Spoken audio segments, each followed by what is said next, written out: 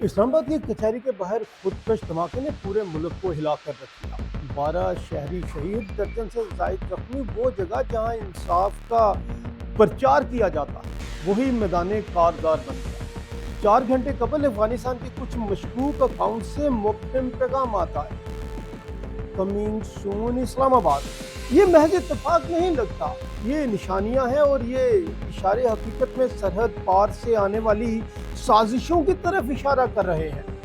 वाना में cadet college पर हमले की कोशिश की गई, हमला नाकाम बना दिया गया। हमारी अफवाज ने फौरन कार्रवाई की और बच्चों को बचाया। अगर दुश्मन कामयाब हो जाते तो नकूश नाकाबिले तलाफी होते।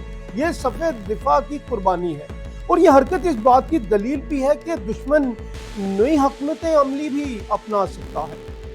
सरहद पार से मदद, अंदरूनी स्लीपर सेल और फंडिंग का जाल, ये वो मंजरनामा है जिससे हमारा मुकाबला है। हुकूमत और सिक्योरिटी जराए वाज़ेह कर रहे हैं कि कुछ केसेस में बैरूनी हाथ मुलविस है, वो हाथ जो पैसे, पनाह और हिदायत फराहम करते हैं। बाज़ औक़ात उनका रास्ता अफगानिस्तान से गुजरता हुआ नजर आता है और बाज़ इत्तलात हिंदुस्तानी मुदाखलत के इल्ज़ामात भी सामने आए। ये इल्ज़ामात मीडिया में रिपोर्ट हुए हैं और इस हकीकत को नज़रअंदाज नहीं किया जा सकता कि जुग्राफियाई और सियासी फासले अब महज नक्शे की लाइनें नहीं रहे। ये इत्तलाएं सूरत हाल की संगीनी की गवाह है। ये सब कुछ जब सामने आता है तो कौम का एक ही मुतालबा होता है, हिफाजत, अमन और जवाबदेही।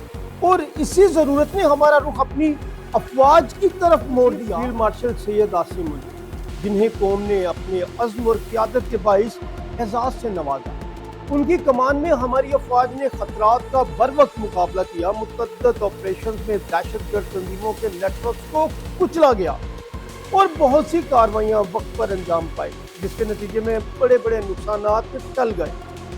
दुश्मन जान ले कि हम डरने वाले नहीं, हम झुकने वाले नहीं। हमारी फौज मजबूत है, हमारी सिक्योरिटी एजेंसीज चौकस हैं और जब कौम एक साथ खड़ी होती है तो हर साजिश नाकाम हो जाती है। मगर इसके साथ साथ रियासत को भी चाहिए कि वो डिप्लोमेसी, इंटेलिजेंस शेयरिंग और दाखिली सिक्योरिटी के निज़ाम को मज़ीद मजबूत करें ताकि फंडिंग वाले ज़राए और पनाहगाहें ख़त्म हो और स्लीपर सेल्स की शनाख्त मुमकिन बनाई जा सके। ये लम्हा सियासी इख्तलाफात डालने या नफरत भड़काने का नहीं, ये इत्तेहाद का वक्त है। हमें अंदरूनी खलफशार की आग में ना जलना है, ना बैरूनी दुश्मनों की ख्वाहिश पूरी करने देना है। हमारे शहदा की कुर्बानियाँ कभी भी रायगा नहीं जाएंगी। हमारी फौज मेहनत कर रही है, हमारी हुकूमत काम कर रही है और अवाम का भी फर्ज है वो इत्तेहाद में रहे, मालूमात के हवाले से जिम्मेदार रहे और हर अफवाह को तेजी से फैलने ना दे। ये पैगाम सिर्फ खौफ फैलाने का नहीं बल्कि होशियारी बेदार करने का है। बैरूनी कुव्वतें जब हमें घेर रही हैं और अंदरूनी खलफशार बढ़ रहे हैं तो कौम को एक होकर खड़ा होना होगा। ताकत का टकराव हो सकता है, वक्त खतरनाक है, मगर हमारी ताकत, हमारी रजा और हमारी फौज की कमान में है। हम अपने दिफा के लिए तैयार हैं और हमें यकीन है कि कौम इस आजमाइश पर पायदार साबित होगी।